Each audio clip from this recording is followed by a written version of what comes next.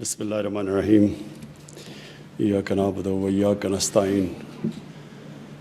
مراد سعید، سب سے پہلے تو آپ کو اور این ایچ او کو، آپ کی پوری ٹیم کو، سیکرٹری صاحب آپ کو سب کو میں خراج تحسین پیش کرتا ہوں، کیونکہ یہ جو آپ نے فگرز بتائی میں شاید غلط ہو جاؤں، 16,000 کلومیٹر،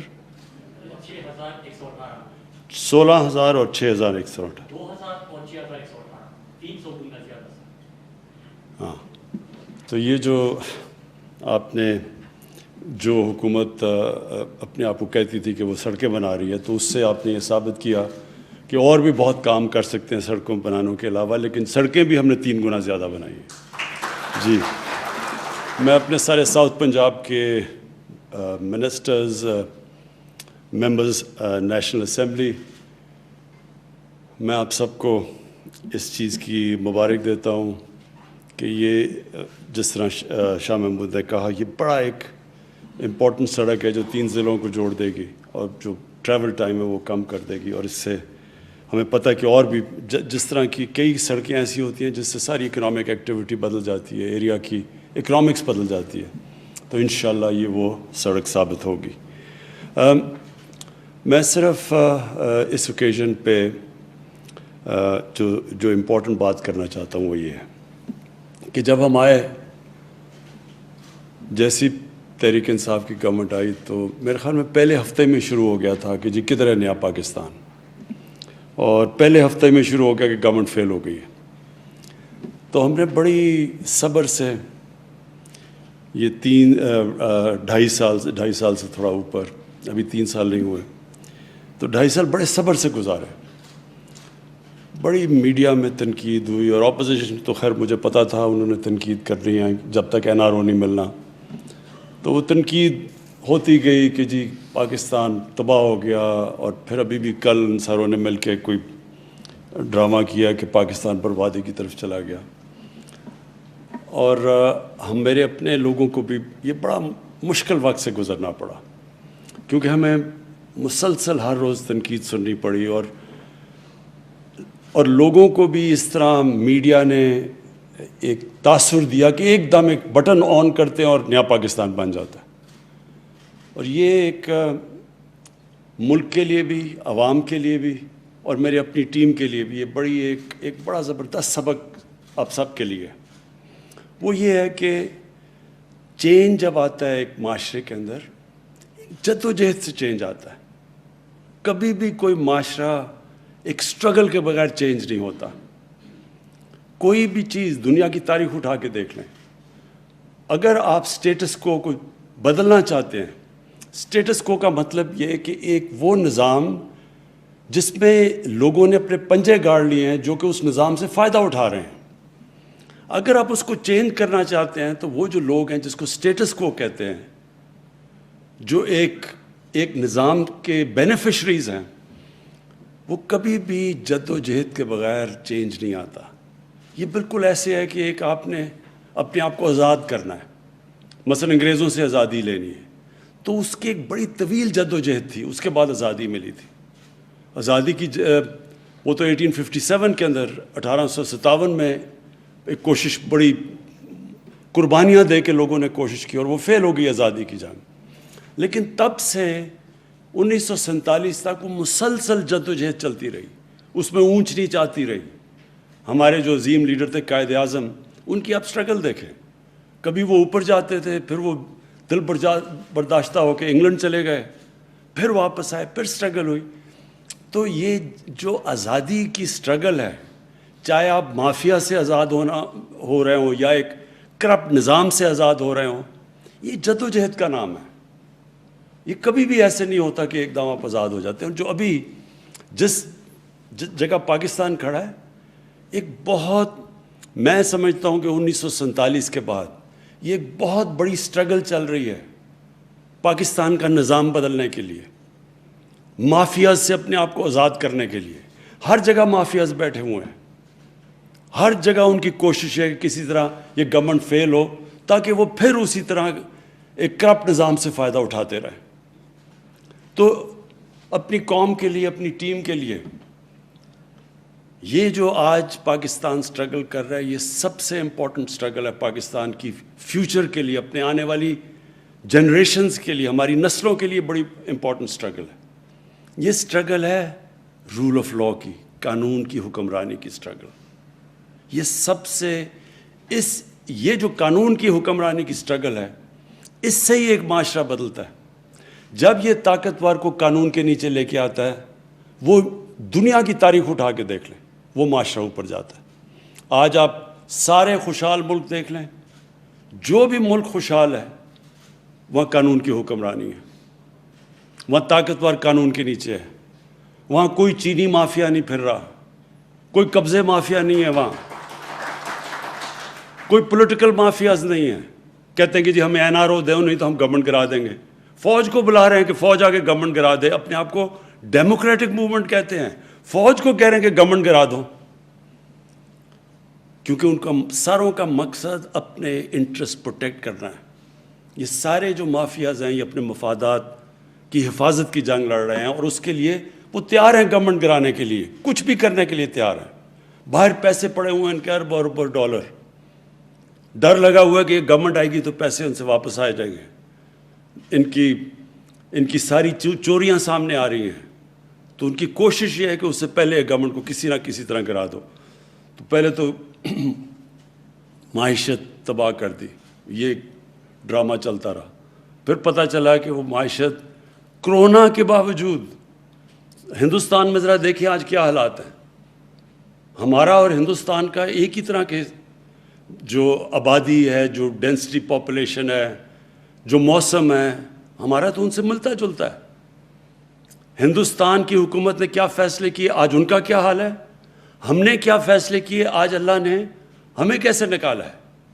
اور اس کے باوجود جب ان کا -7 پہ گروتھ ریٹ ہے، ہمارا 4% پہ چلا گیا، جبکہ ہمارے ہندوستان سے بہت برے حالات تھے.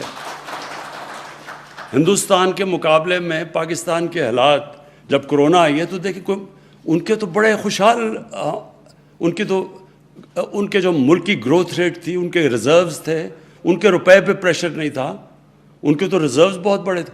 ان کے مقابلے میں دیکھیں کہ پاکستان نے کس طرح یہ ایک سال، پہلا سال سٹیبلائز کرنے میں لگایا، دوسرا سال کرونا آ گئی، کرونا سے پھر اپنے لوگوں کو بھی بچانے کی کوشش کی، اپنی معیشت کو بھی بچانے کی کوشش کی.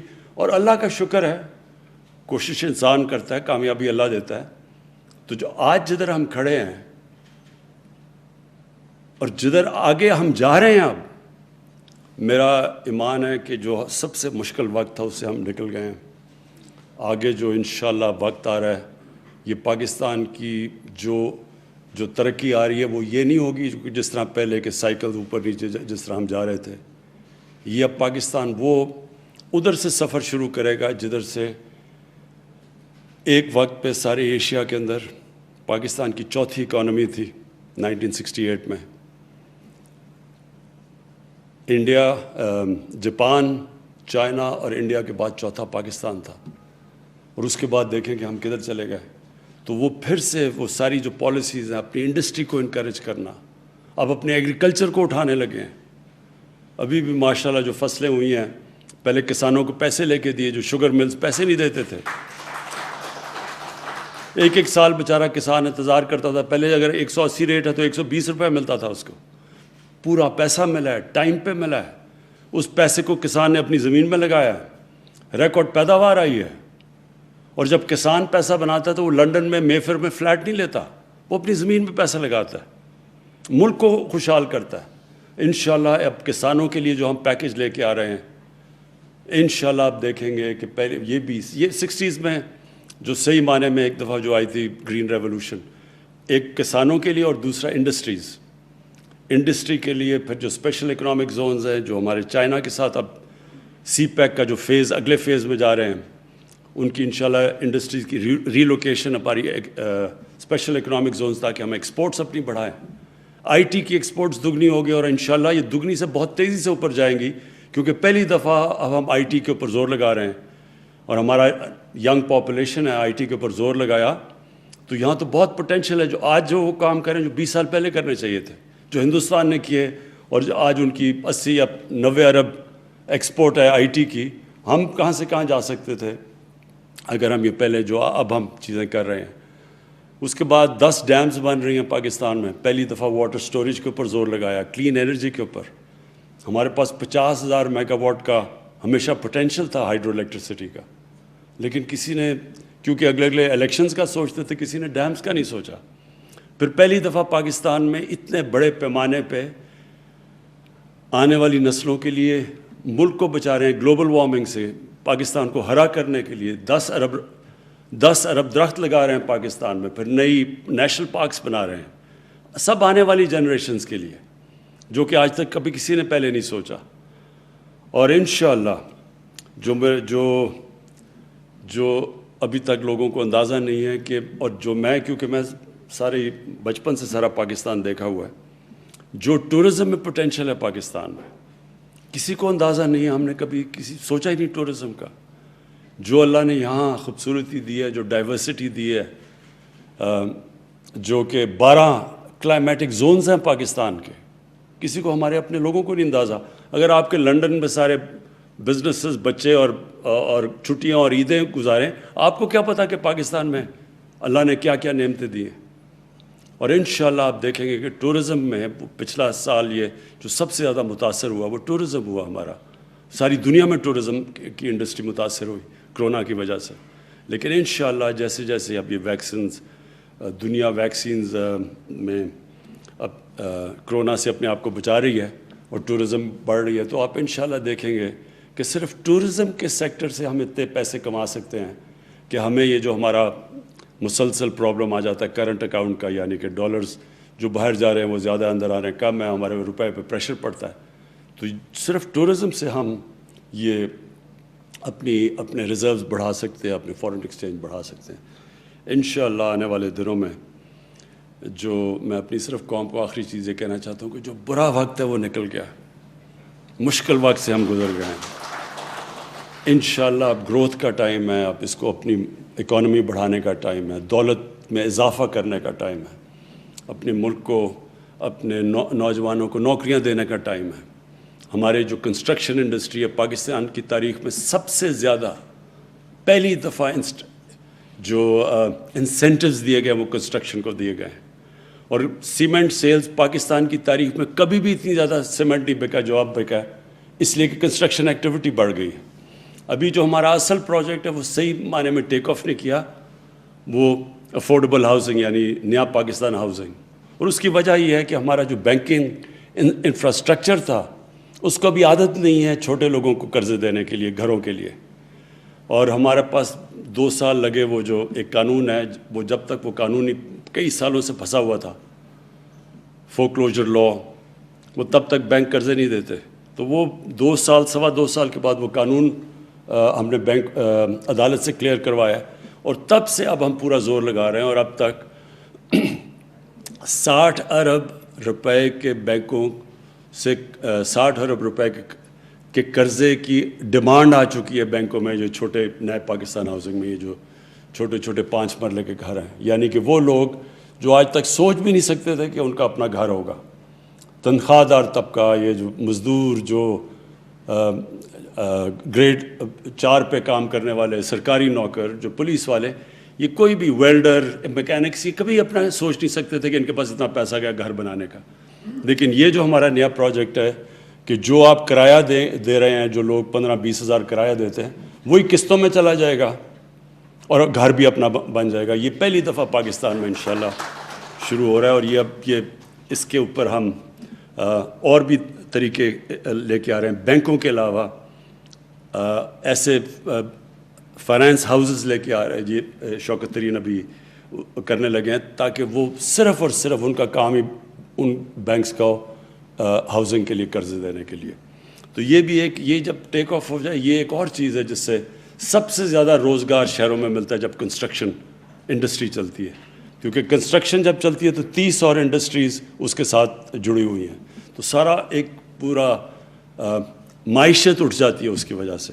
تو انشاءاللہ آنے والے دنوں میں آپ سب دیکھیں گے کہ جو مشکل وقت میں لوگوں کو مشکلات کا سامنا کرنا پڑا, جو حالات مشکل تھے, بے روزگاری تھی, IMF کا بھی پروگرام تھا جس سے ٹائٹ کیا ہوا تھا انہوں نے, اس کے بعد کرونا بھی تھا. انشاءاللہ آنے والے دنوں میں اپنی قوم کو میں اور خوشخبری دیتا جاؤں گا. شکریہ.